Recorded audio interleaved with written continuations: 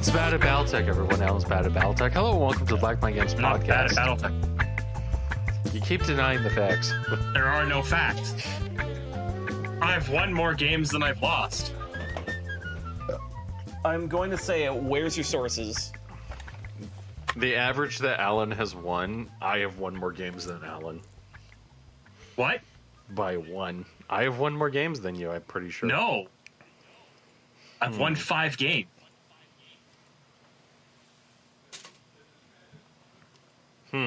Yeah. And I've lost 3. Shit, we gotta pump those numbers Yeah, up. well, again, I gotta rework my list, though, so. Well, Allan keeps getting beat by a 16-year-old, so. Yeah. Heh.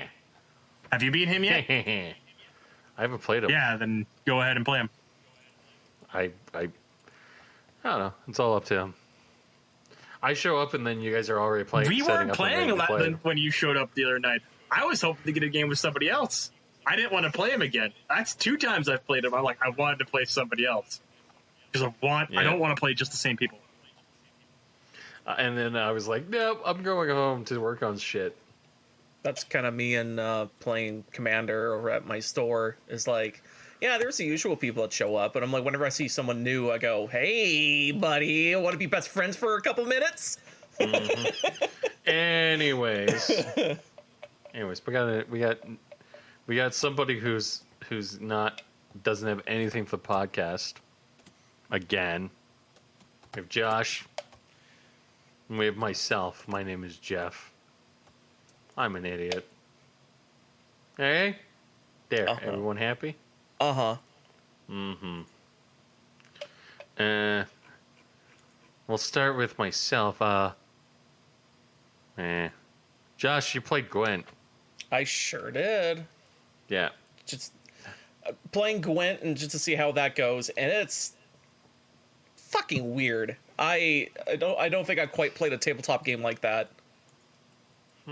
It's based on your card's power, which is like just this big ass number on the top of the card, and it's based on how much of your power is bigger versus the other player's power on their playing field. And every time you put down the card, the card does a thing or reacts to a thing, and you try to do basically combos like you do in other tabletop games, and you try to do certain combos or certain things to trigger in order to get a upper hand on your opponent. Which once you start playing one TCG game, you kind of start bleeding into other TCG games that are like, oh, they play off certain same concepts or like actually, especially with Magic the Gathering, you can start like looking into other TCGs and you're like, oh, they're like similar, but it's different in a way. Like, I don't know, Pokemon has its resources, but the resources it has are, what was it? It has the energy cards, and the energy cards follow the Pokemon. So that makes sense. And kind of, but instead of like you're paying your resources to do a thing on the card, it's the resources are on the card and you do it, when you have a chance to do it in once a turn or something. And in Gwent, it's more of like, okay, so this card is, you can put down any card you want for free once per turn.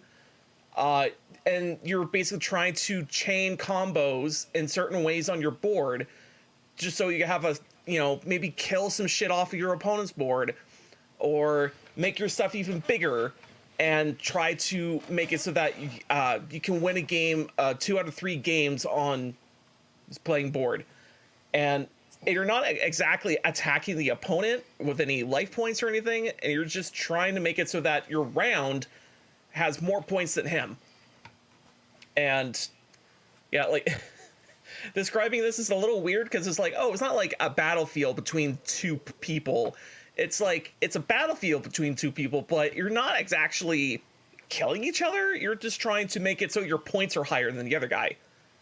And yeah, and like how the playing field is built is that you have a higher playing field and a lower playing field, and then you have stuff in your hand that tells you like certain things will work in certain spots depending on if it's a higher playing field or the lower playing field. So basically you'd be like, this guy works on higher playing field and he'll do 3 damage on a card the opponent has. If you put on the lower one, maybe he heals your team for like, or heals a creature for like 3 or something. And that power level is also can decrease and increase if you try to kill it off or like try to hit it over and over. And yeah, like again, me trying to describe this is just like, it's a little bit wonky, not great. Yeah, a little wonky because it's like, it's not like any other TCG I've played, like I said.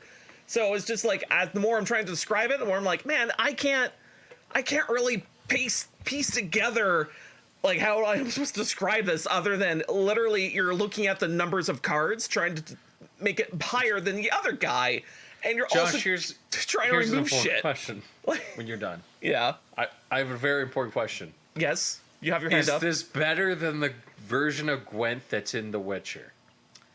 I don't think I've ever touched Witcher. You've never touched Witcher 3? I don't think I've ever touched Witcher 3. Hold on, Josh. Hold on. I just heard something that I never want to hear again. I've played Witcher 3, and I don't think Gwent in that game is very good. No, it's not. But you know what? I wanted Josh's opinion. I mean, like, here's the thing. If Gwent started from the, the mainline series and then made its own spin-off, which I would say with time and effort put into it made it better, then yeah, it's probably going to be better. Yes, but you've never played Gwent in the original Witcher game. No. I don't think I've ever booted it up. Have you ever touched a Witcher game? Not a single one. Have you touched Cyberpunk? Of course I haven't. That's expensive as fuck. Oh no. You know I'm Mr. Indie Man, right? Oh no. Like, come on.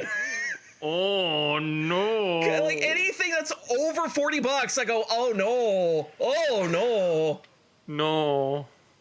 Unless it's like that certain thing I just know that I just gonna get. But again, I think Josh is a hipster, Allan. No, he's just very hesitant about what he's doing. Yeah. I think there's... I always wait on shit. Like, it's just like, time is on my side. So I was like, whatever. I can wait on it and make it wait till it's cheap enough. And I go, yeah, I get it. Sure. Like, if anything, what every single fucking AAA title that came out showed me is that you don't want it day one because it's glitch as fuck and it's going to be terrible. If you I'm wait, going to buy you Witcher. That's your Christmas gift. I'm buying you Witcher 3 and Cyberpunk. There you go. I don't want anything in return, by the way. I have enough fucking games. Perfect. I'm gonna play The Witcher on the lowest settings possible and hope it doesn't crash my computer. Well, that's on you. You can build a new computer anytime you want. Yep. Just gonna save a little bit of money. Yep. Anyway. So far my review of Gwent is like, it has some interesting interactions going on. It plays differently than most TCG games I've ever played. And it's not necessarily about killing your opponent. It's just more about, you need to have more points than your opponent. And also the way the turns end is interesting because the turns end when both players say pass on, like, they can't do anything, so they pass. And the opponent can't do anything, so he passes. Or doesn't want to play cards, so he passes. So when he does that, that turn ends, you count up all the cards. Like, again, you're supposed to, see who has the highest total. That person wins the round, and you move on to the next one. There's some cards I've been noticing that actually says stuff like dwarves will stay around on the battlefield, and it won't get wiped off for the next round. Or, your hand stays your hand for the next round. Or and you basically draw 3 more cards for the next round. And also there's this interesting dynamic of you play your first round for a little bit, but once you start realizing, I'm just not going to win this, you could just immediately just, not play anything to hold all your cards for the next round. Hopefully you win that next round, and then maybe you get that second round in order to get that, you get the most card advantage, basically. And yeah, it's just interesting way of how you go about turns and how you're supposed to win, and it's again, it's interesting. Not quite what I've played in a while, so I give Witcher not Witcher, Gwent a 10 out of 10. Oh, How many WWE No Mercies would you give it? Oh man, I mean, it is a card game, so depending on how you feel about card games, 1,000,000 WWE No Mercies. I mean, it's going to be a very, what is it? A cup of tea versus a cup of coffee versus OJ.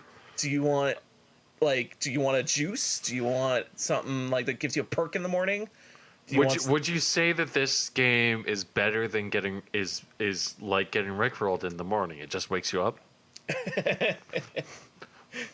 You just hear that song and you're like, yeah, I can feel it. You just wake up and you're just like, oh yeah, and then you realize what it is and you're like, oh shit. Damn. But yeah, I reckon if you play tabletop card games and you're never played Gwent, I recommend you just touching Gwent for a bit and just see if it's your cup of coffee, cup of tea. Is this game better than Magic the Gathering? In some ways. The only thing, actually, here's another thing. The reason I also wanted to boot it up is because on Prime, the gaming Prime thing, you get free DLC for whatever. One of them is get free packs for Gwent. I've always accepted any online game for whatever. I always try to accept it as much as I can, and try to be all right, I got these packs for whatever. It's gonna stay there in that account. I don't even have to boot up the game. I know it's gonna be there forever. Interesting for Gwent, there was a cap of how many booster packs you could have. So I was like, that's weird. Unless it's just for Prime bundles or whatever. So I was like, let's boot it up and I should crack open these packs and see how this game is. And that's basically why I started playing Gwent a little bit. And also the way that they do packs is weird. It's the same thing as Hearthstone, but you get to choose one of 3 rares you get to keep. So it's you get your uncommons and commons, and then one of the 3 rares pops up, and you go, okay, which of these one of the 3 rares do you want to pick? And it's that's a dynamic I haven't seen in anything. So I'm that's kind of neat. That's also maybe a nicer way of hey, yeah, this shit is gonna get expensive, so why don't we just give everyone a chance to one of 3 odds of getting something better that they need, which is I think is a good idea. And that one of 3 slot is basically, there's always going to be a rares in that slot, but it's always going to be randomized whatever one of the 3 is. So it's okay, that's fine. I'm if anything, I think that's better. Yeah. So you can actually pick what you want exactly. So I'm that's good. Although it would probably suck if there's I need 2 of these play sets that are in my deck, and then you open up a couple packs and both of them are in the same pack. You're like, fuck! I can only pick 1. Fuck! Shit! Fuck! Cock, motherfucker. Yeah, yeah, exactly. I'm sure that happens. But yeah, that's the interesting thing with Gwent packs that let you choose multiple rares. So it's kind of interesting. You're interesting, Josh. Yay! Anyways, we gotta talk about other things. Alan's been playing Battletech. Yep. Playing tabletop again for a little bit. I'm gonna be there to bully Jeff Diego next Thursday, playing NPC. He's gonna purposely and he doesn't know what mech I'm bringing, but oh boy. I know what mech you're bringing, and then you sat there and acted in such a way, so now I'm going to avoid whatever mech you're running. Yep. What mech am I running? War Dog. Yeah. Because literally, this is how the conversation went. I was talking about, I'm painting a War Dog on my painting desk, and then I'm going to whenever I'm done, I'm going to take the dice for walk and do some work on some Gunpla. Yeah. Even though I have to order some new etched stickers because I fucking lost the old ones. Anyways, yeah. So come on. And Allan goes, War Dog? Oh, Balmec? And I'm like, no. And then Steven jumps in and goes, well, Alan's running a War Dog next week. And I go, oh. I didn't Alan hear looks Steve it up say and goes, that. oh, that's good. I didn't hear Steve say that. He told me, hey, do you want to see what mech you're running next week? I was like, really? And he showed me. I was like, oh. And then I looked up what it was, and I looked up what the stats were initially. I was like, oh, that's really good. He's like, yeah, you're not running the base version. Scroll down and look at the other one. I'm like, scroll down, and I saw 2 words, and I was just like, oh. It is a mean mech, and I'm excited because it has a couple things that I like about him. But like That's not concerning. But I'm gonna be doing a lot of other things as well at the same time. Which this week is start back to the gym. Allan needs to pull off those pounds. I do need. I'm in really bad shape. I wasn't gonna say anything. No, I am. I know I am. That's why I got to get back to the gym.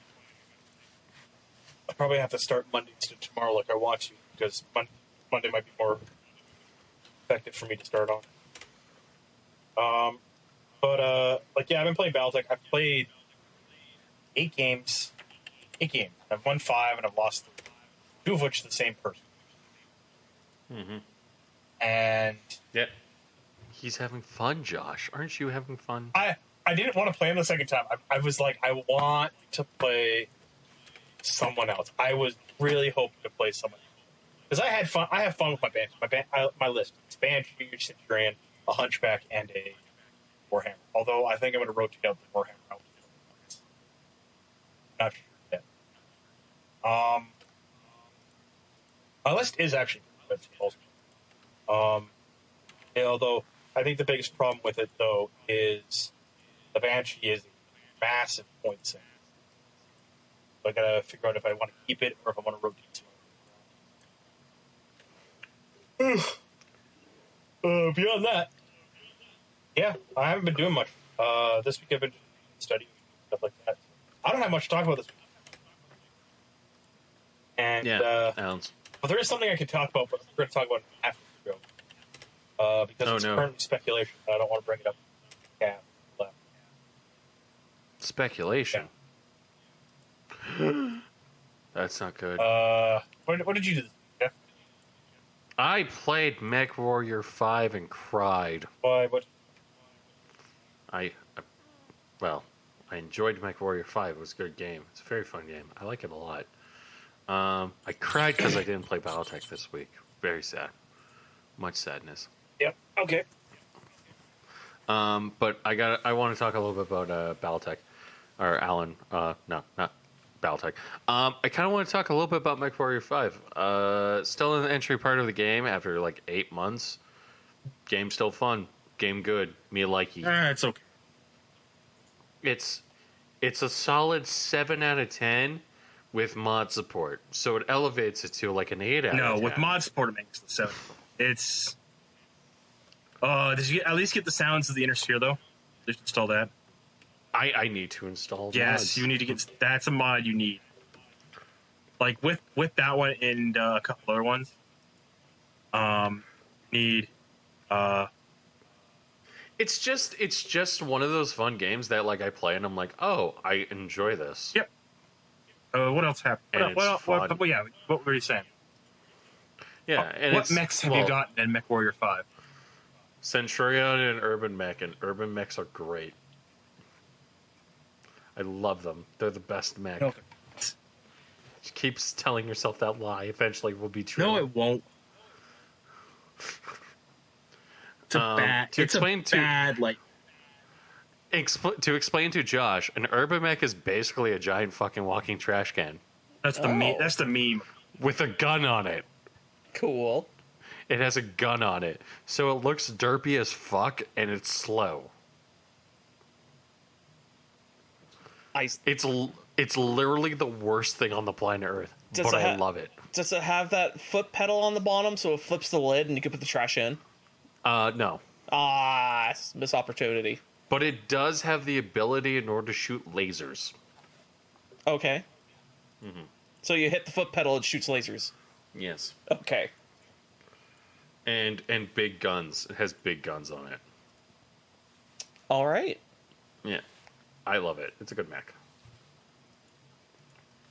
And other than that,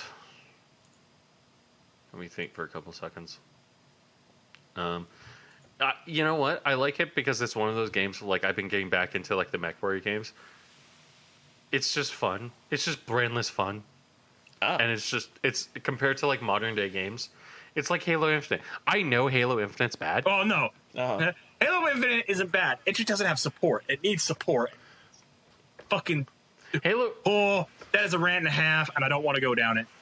Oh, we can go No, down we're it, not. bud. You can No, go down no, it. no, we can go down it. We've already gone down it No. once. We don't need to go down it again. You want me to fade out existence entirely? That would happen. Allan, Josh, you've literally played Halo Infinite. Yeah. Sure, but I still don't care. Man. But anyways, it's just brainless fun, and I enjoy it. It's great, and it's fun. I like those games. That's fine. Yeah. You can still like it. It's just that I like my giant you can- stompy robots and being able to go into a building and not actually slam into it and go, oh god, scrape the paint. Like I do in most battles in the Mech Warrior Online. So I mean, you can't Yeah, really that's go fine. into the building. Fucking Mech Warrior 5. Mech Warrior 5, the building's destructible. Or destructible. Not. You can destroy. They just You can kinda- destroy the outside of them, and that's destroying the building. And I'm like, I would like to knock down the whole complex. And a lot of, and like, I know why they don't do it. It's actually a lot of work, but like, at the same time, like AC-20s are 180 millimeters and up in shell size. The AC-2 is a 37. Sorry, a 20 mil to a 50 millimeter cannon. AC-5 50 to 105. AC-10 is 105 to 1, and then AC-20s are 180.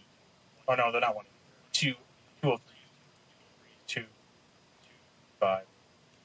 Which, for people who don't know, 255 millimeter guns, we don't use those anymore because they're too big. mm-hmm. Oh man, like fucking using AC-20, fucking man. But that's whatever. I am a little upset that I haven't put all the mechs from Mech Warrior Online into Mech Warrior 5. But yeah, Like the no. Crusader, a mech that I'm still waiting on for Mech Warrior 5. And they've added it. It was a recent addition in Mech Warrior Yep, Online. I don't care. I want it for fucking Warrior 5. Give me my LRM books, please and thank you. Like, there's a couple mechs that are on Mech Warrior Online that should be in Mech Warrior 5. And it's actually frustrating that they're not. Good example, the Bushwhacker. That's a mech. Like, I wish they had all the mechs all the way up to right before Clan Invasion. I think 3048 technically is when the clan right before Clan Invasion. I think Clan Invasion starts in 3040. 3048, 3049, and then it goes to 3051, where it ends with Battletooth. Yeah, which I would love to have an expansion like that, but that won't happen either because their staff is small and that game is too big. Sure.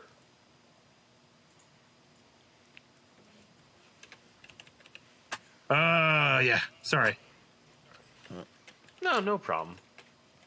I just personally, I just think the game's fun and I enjoy it a lot. Yeah. No, it is a fun game. It's also just not a good game. The economy is fucking broken in that game. Holy. Yeah, I would agree with that. A lot of people say that about that game, and even I noticed it. Like, for you to effectively be able to repair your mech in that game, Oh, it's fucking broken. Yeah. You have to leave war zones, wait, repair them, go back into the war And zone, then go back. So you're effectively paying for 2 trips to do one thing. And on top of that, if you go to a system that doesn't have a repair thing, now you got to travel again, which is just.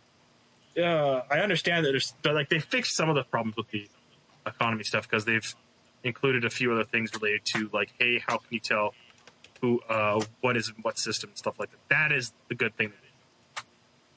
I'm just upset. Like there's just problems with the game. I don't think it'll ever be fixed. Fair enough. But whatever. Whatever. I'm trying to figure out how to make this list work. What list? Nothing. Don't worry about it. I'll send it to you later. I think I sent you one. Josh. What? Any other things you got to talk about? This might be just a really short podcast. I'm not gonna lie. It probably will be, but it's also pretty good. I got 2 things. I got the Unaffinity previews and spoilers, which is the next unset from Magic the Gathering. Oh. Is that what you were freaking out about? No, I don't think so. The Unaffinity, the unsets are No. the unsets are fun, but they are also really fucking. Yeah. Here's the frustrating thing with this unset. You know how typically these unsets are silver bordered and they're not legal in anything. They're just kind of crazy and out there. Bordered? Yep. And you know what? You know how you can tell that their cards are legal or not?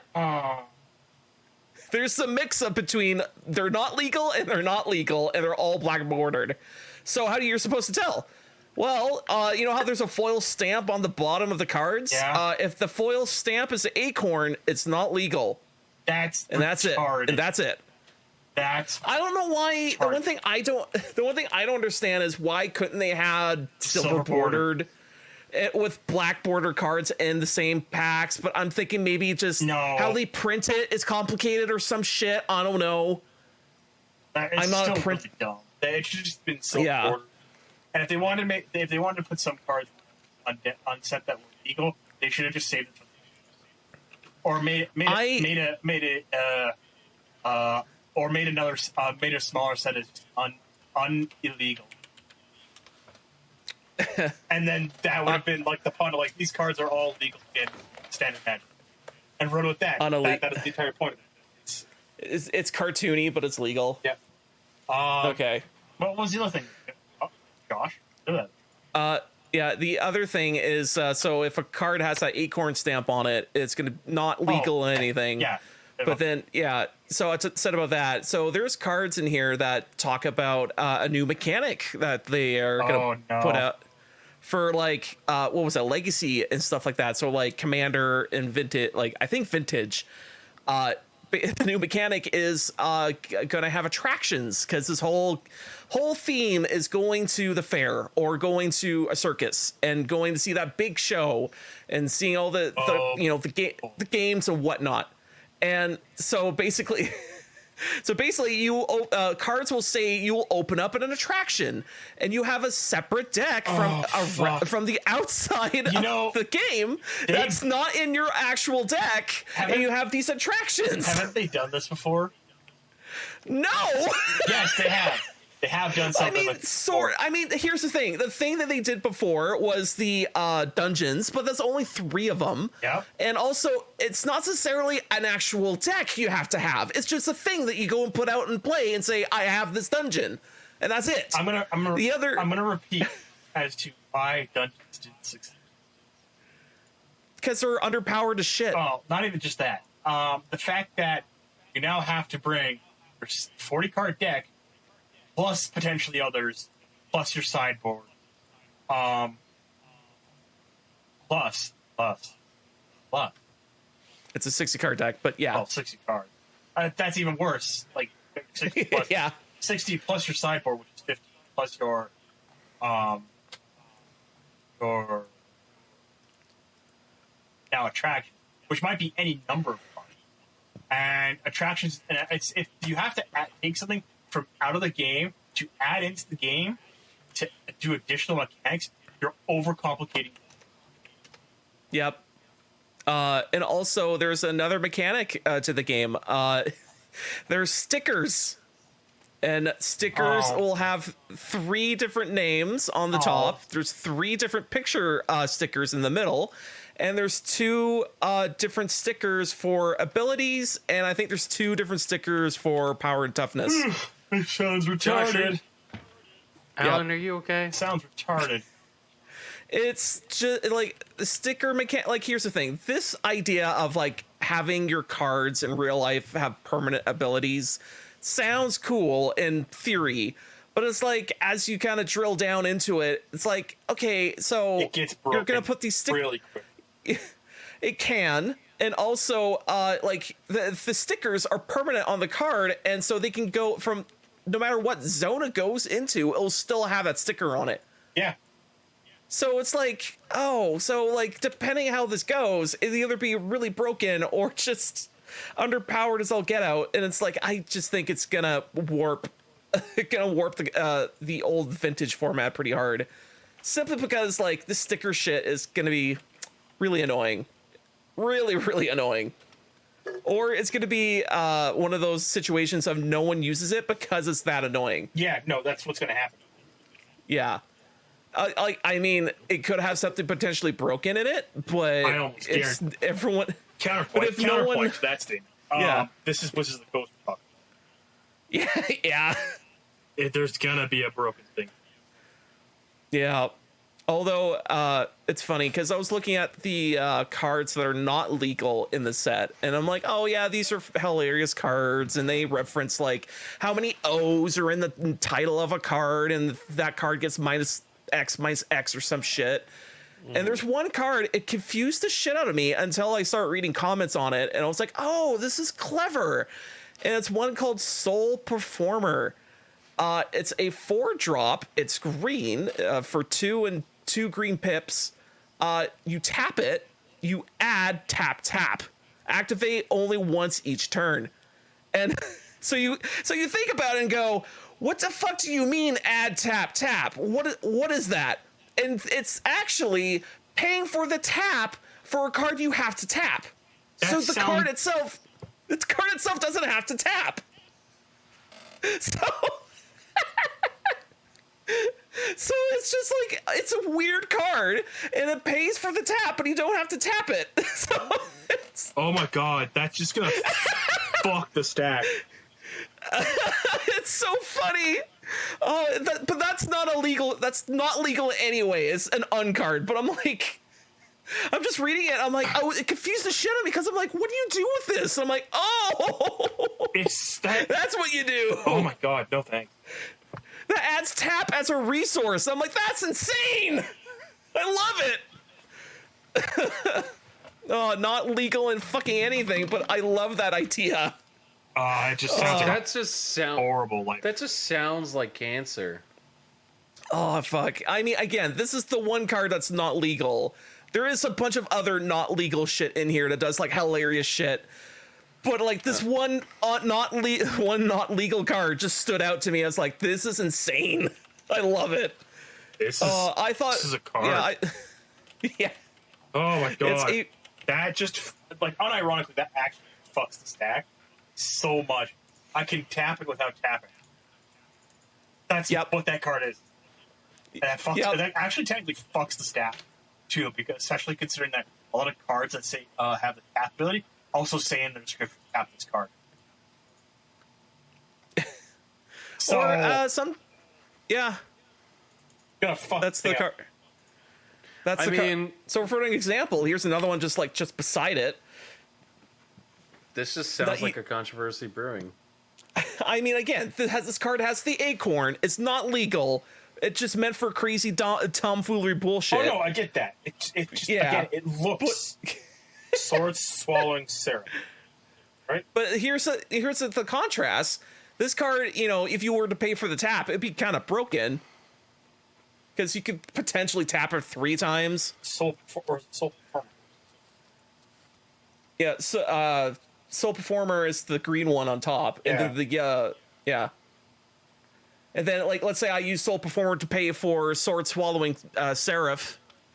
Like, potentially be some weird, dumb shit going on there. Also, let's see. Oh, and it's also another example of this card will be legal in legacy formats because it doesn't have the acorn and it doesn't have the foil stamp on the bottom, so therefore legal in like. That's so dumb.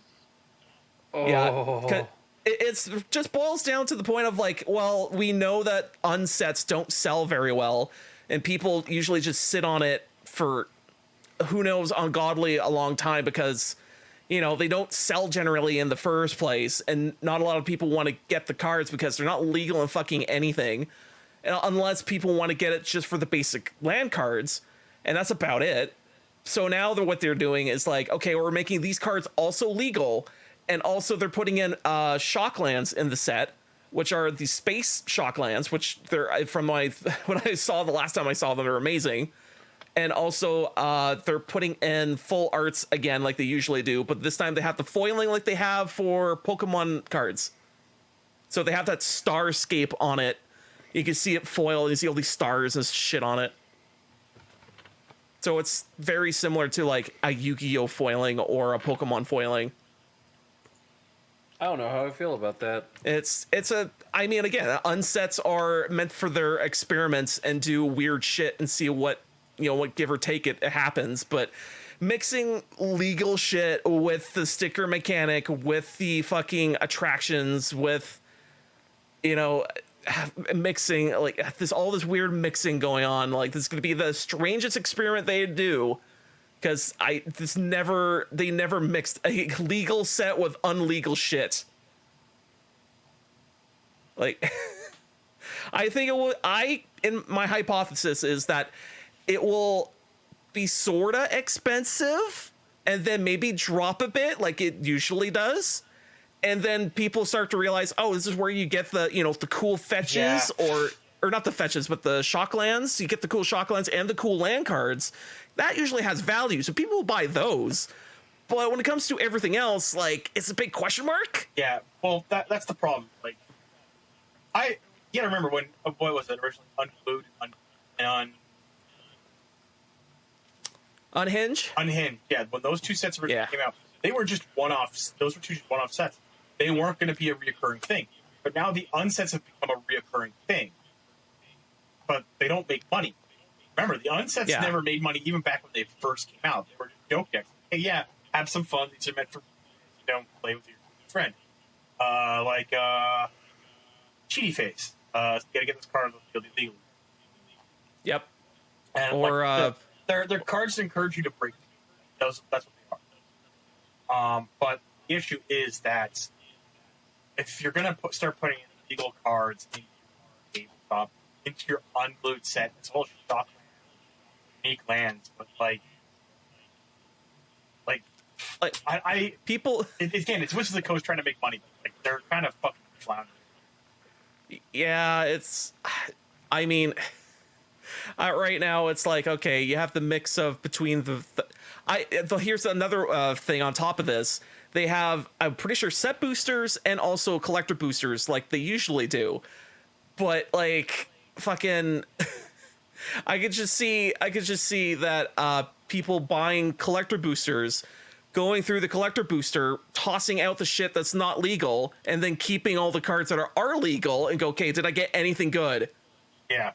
like you gotta realize the reason why like Uncluded were so beloved is because they were like one-off cards that while they weren't legal, they were still fun to play with. Like all you had to do with your opponent to get permission to play with them is say, "Hey, I've got Uncluded or I've got Unhinged in my deck. Is that okay?" And 9 times out of 10, not even 9 times out of 10, 19 times out of 20, you probably get an okay.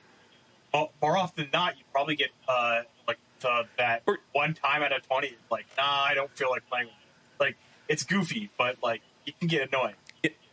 I think with my certain play table I play with, I'm sure they will slightly groan, but they go, you know what? I haven't played with them in forever. Let's try it. Let's try it now. That's the thing. It's like if you're going to be playing a not super serious, yeah, sure. If you're going to play like serious games, it's actually the reason why I don't like the idea of sticking in little cards set. That's the entire gimmick. It just sounds awful. All right. Well, we've been kind of circling around the topic. Yeah. Well, we got to talk about RTX series because there's a lot of fucking controversies. All right. What the fuck happened? I mean, I don't really okay. care. I don't really care. So you're gonna be on your own for this one. Yeah. Well, Josh might care. Well, I guess I'm getting AMD. What?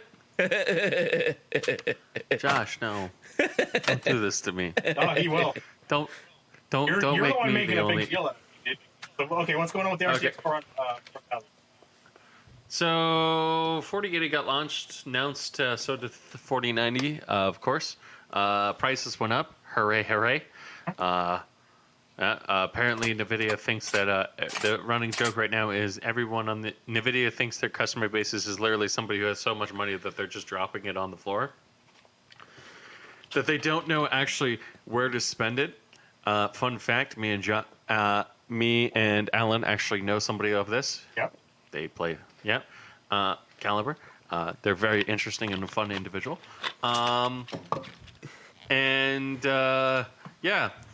The controversies immediately started because there's two different versions of the 4080. Okay. Cool. So I'm going to ask everyone a question. When you have a product with a different spec, should the product be called the same thing? No. No? Probably not. That was pretty Actually- easy, right? Actually.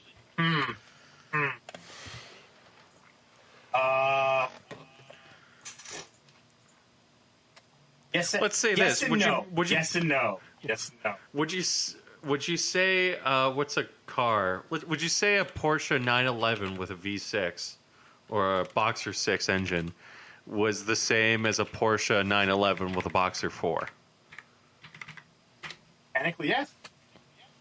Technically, yes, right? Yes. And this is But- the reason why. This is the reason why I kind of like. I made it retract back to a yes.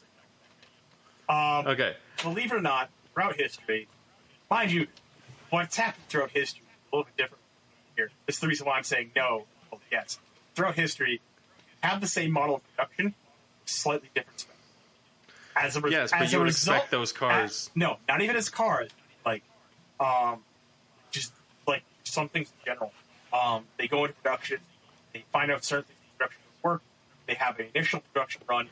They change the production run just towards the end of the production run. It stays the same model. All the differences is a minor additional asterisk tag, such as like what happens with most vehicles, or what used to happen. Nowadays, they don't. If the production run becomes ineffective, they cancel the production run and they rename the next model into something else.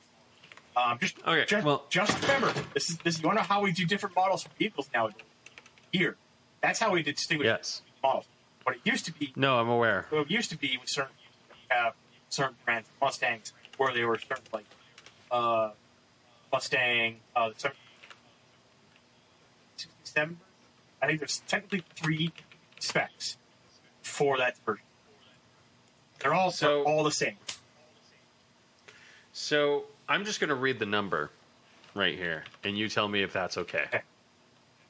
So the amount of CUDA cores you get is 9,728 CUDA cores on the 16 gig.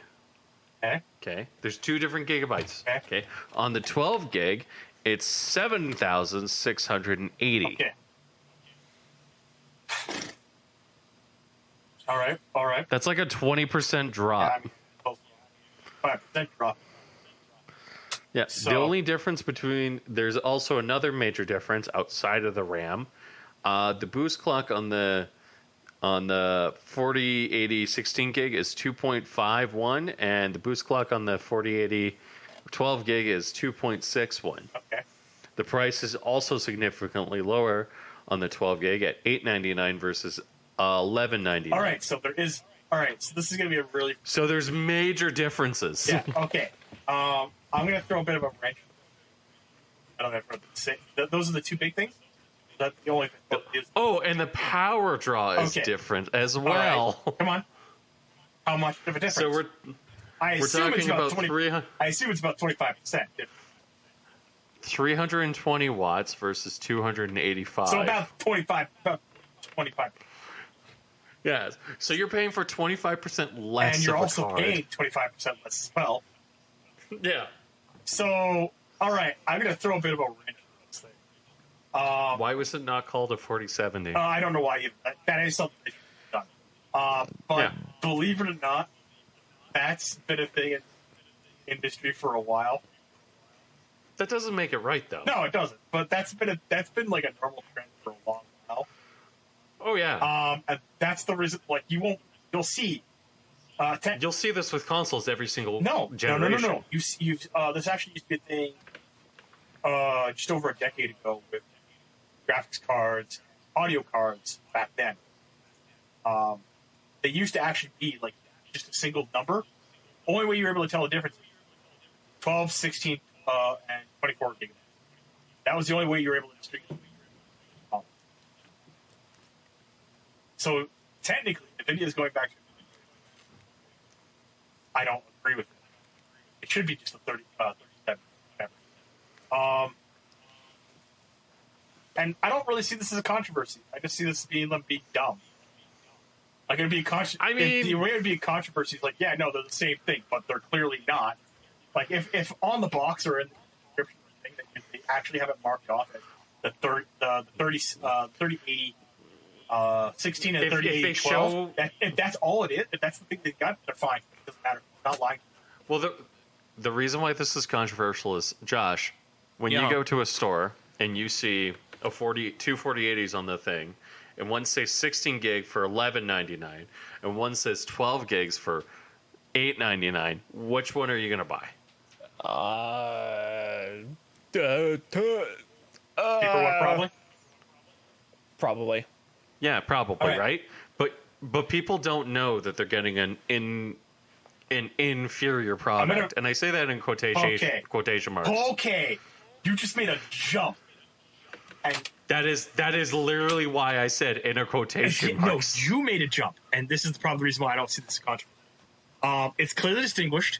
It's clearly marked up. If it wasn't distinguished, if it was actually like the 4090, 40, and 248s at different prices, and they didn't make any distinguishable notable differences on packaging and stuff like that, then you'd have a controversy. This is just a bunch of people being butthurt that they didn't change a number, rather than just saying, hey, yeah, here's the 3080. It's got a lot of the similar parts, but there's only 3 different major differences based on RAM. So here's the best part, Allan. No, you've been trying to fucking throw this back. They didn't make any. When they announced the cards, they announced it as just the gigabytes and the price. Yeah. That's all they announced it as. So that's the reason why the controversy is there. The two things that matter. I would say the core kind of matters. All right. That's just my opinion. All right. I would No, say no, no, no. Okay. I would say the benchmarks matter more. All right. But that's me. Okay. So the RAM, 12, 16, and I assume 24 for the 4090, right? I'm pretty sure it's for I'm pretty sure you're correct on that, yeah. All right. So the differences between the two 4080s, that one 4090, is the gigabytes in the RAM, correct? That is the big difference. That is the big difference. Yeah. Yep. So that is the major thing that matters. Correct. So, and the other changes in the stats reflect the gigabyte, correct? That remains to be seen. I almost guarantee you it just reflects up the gigabyte, because That would be what because most remember people what are I remember thinking. what I said. It's a roughly 25% drop, Drop. Yeah. and everything else is a roughly a 25%. So it's likely See- just referenced off the RAM. Yeah. So there's no controversy. now people we being get into the fun one. Bitches. No, you haven't. Oh my god! If you keep trying to add on, We haven't talked about the power. We haven't talked about the power you supply. literally issues. mentioned it. I asked what the power supply thing is, and I said it's about a 25% drop, isn't it? And you said, and you list off the two numbers, No. and I said yes. Hey, look, it's about a 25% drop.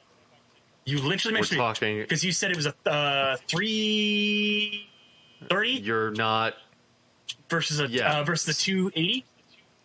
So there's another controversy associated come on. with these cards. Like- so Digging that hole there, Jeff. how many times?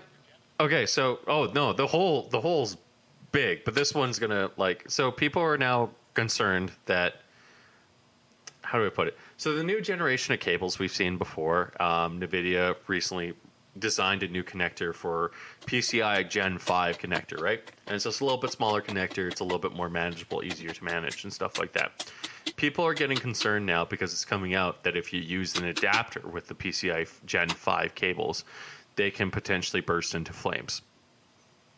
So that's the concern. That is the big concern.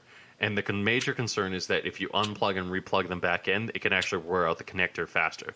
So we're not talking about your connectors on your power supply. Currently, this is a speculation. No, this has been confirmed. How? By Nvidia themselves. How? Okay. There's a leaked document online that literally explains it. Okay, so Nvidia is concerned that that's... Yes. And was that from Q&A, quality assurance? This is a quality assurance document that got out. Okay. And how old is this document? That's a good question. I haven't actually looked at it. That is actually another big question. Secondly, with the production of this thing, could it be that Nvidia is making mention of this because of the new market of cable? Yes, and it's also, but their main worry is that it's affecting all power supplies. So this is so the controversy isn't actually the cards. No, the controversy is the accessory that goes along with the cards. Is an accessory that isn't even related to the cards. Actually, it's not even related to the cards. No, it's an accessory that Nvidia has no fucking control over. Yes. So this isn't a controversy for Nvidia.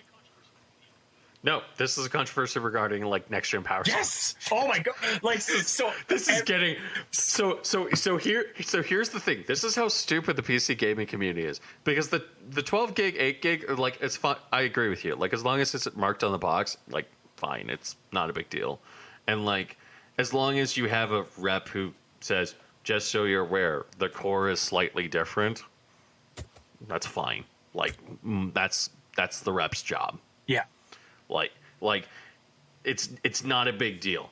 The issue, and also there's another point with this as well, on the graphics cards, and I 100% agree with you, Allan. I can't say that enough. I'm trying to play devil's advocate and failing as always. Wait for benchmarks. Yes, that's always the big thing. Because if the 12 gig is 99% there, just buy the 12 gig. It's cheaper. Yeah. Again, it's not that I don't understand why people aren't worried, but the way that me made this is a controversy sound. Everyone was worried about the difference between the 12, the 18 gig. All right, but then I listened to everything else that's coming up in the 12 gig, and I'm just there's no controversy. And then you bring up the power supply, which I'm all right. You explain the power supply. All right, so the concern isn't the cards, it's the cables. It's the it's something that we that you can't test, and even though they put up things where we're concerned about the power supply cable, something that Nvidia literally can't control because of developing. They could do it. They could work with it better, but at the same time, it gets better because the modern day connectors you can unplug and replug in hundreds of thousands of times. Uh-huh. They're engineered to do that. The new connector, they tested it. They got up to 30 times, and then the cable was damaged sufficiently to the point of where you should not use it again. And that's just from unplugging and plugging. And that's just from unplugging and plugging back in. And when they bent the cable, it also dramatically decreased the amount of times that people could use the connector. All right, so this is a connector problem. This is getting to a problem. Find a solution. That's the only thing. Again, yeah. Oh my god. Well, here's my personal opinion. Yeah. Well, here's my personal opinion. As a PC hobbyist, why did you just not use the old connectors that were tried and tested? That's literally the only thing I can think of. Who knows? Yeah. I like my personal opinion is like I would rather have those than the fucking sleek design of a fucking connector that breaks. But like recently, it's just been like I kind of agree with you, Allan. But like recently, it's just been constantly like Nvidia's just been getting beat over and over and over again with issues. Like you have the EVGA issue, which is now being alleged by multiple people that, oh, this is how they run their business, and this is the reason why this guy left, and and it's just like, oh god, just everyone shut up. I would rather watch. We'll have to. Oh, go on. You'll have to wait and see. Yep, what you gotta do now. Yeah. I mean, I would rather watch Rings of Power and be like Shadiversary. We're not talking about that. Oh, that is. And go slowly insane. That is a fucking rabbit hole and a half, and I'm really not with that. Anyways, I think that's a podcast. Shall we end the show? Let's end the show. Thank you, everyone, for listening to Black Mind Games Podcast. Episode... whatever the fuck it is. I don't... No, 364. Okay, all right. Yeah, it's 364. I don't know what this episode is going to be called. Maybe it's going to be called something funny. We'll find out. Attractions. We'll go off of... we'll call it whatever Josh names his episode title. Oh dear, all the pressure. You don't have all the pressure. Sometimes I say that, and then I look at it and I'm like, this is a horrible episode title. How am I going to make an image out of this? How? Oh my god. Maybe I'll just make Josh make the image this week too. Oh no. I'll give you $0 for it. All right. Wow. So, thank you, everyone. Have a good night. Bye.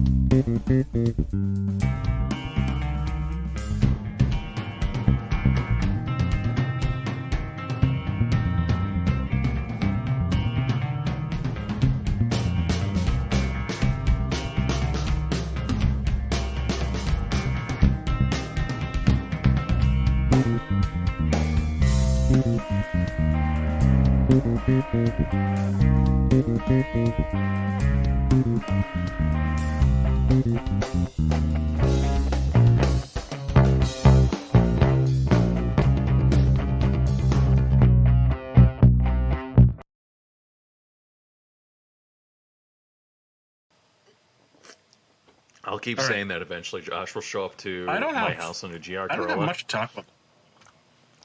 Do you ever have anything to talk about? I don't know. Well, I do have a thing I can talk about. Right now, it's just speculation, so I'm not going to talk about it. You did get destroyed by the new guy, the young kid. Yeah, for a second time. Yeah. Yes. Allan is bad at BattleTech, everyone. Uh-oh. I can say that. As somebody else who is bad at BattleTech, I can say that. I'm not bad at Battle. Problem is that you just don't. You have the same problem as me. No. I can get internal. I've gotten so many internals and so many criticals, but the spots I'm hitting have no ammo. Oh, that's not. Oh, no. I can take down a mech. It's very easy. I just didn't think I just didn't think everyone was going to be running like killer lists that are like, oh, super cheap shit. Well, they're like 3/4s. Apparently, the next league might be just pre-clan. Yeah, that's going to be funny. I'll bring a stone rhino. No, pre-clan, like TRO TRO 30, 40. Yeah. Anyways, shall we sync and start the show? There's no preamble this week because we did a lot of preamble. Yeah, sure. Blop. I mean, we could talk about how Josh is a failure and does not accept miniature wargaming as his one and true only hobby. Well, it's not his hobby. It's not my hobby. It's very sad. You try to keep pushing your hobby, and I keep going. I should try it eventually, and I never do. No, right now I'm just like, Josh, play BattleTech, and you're like, no. Play BattleTech, and I'm like, I'll get to it. And I'm like, please, Josh, just play one round, you'll love it. And you go, no. I'm like, but there's like this game on Steam though. And then you talk about like a turn-based strategy game on Steam, and I'm like, but BattleTech, and you're like, no. But there's this card game on Steam though. I'll be like, hey, Josh, you should not play the new Avatar game. And you'll be like, nah. Fuck you. What the hell is that card game called from The Witcher? Gwent? Mm-hmm. Gwent? Yeah. Hold on, 20 minutes.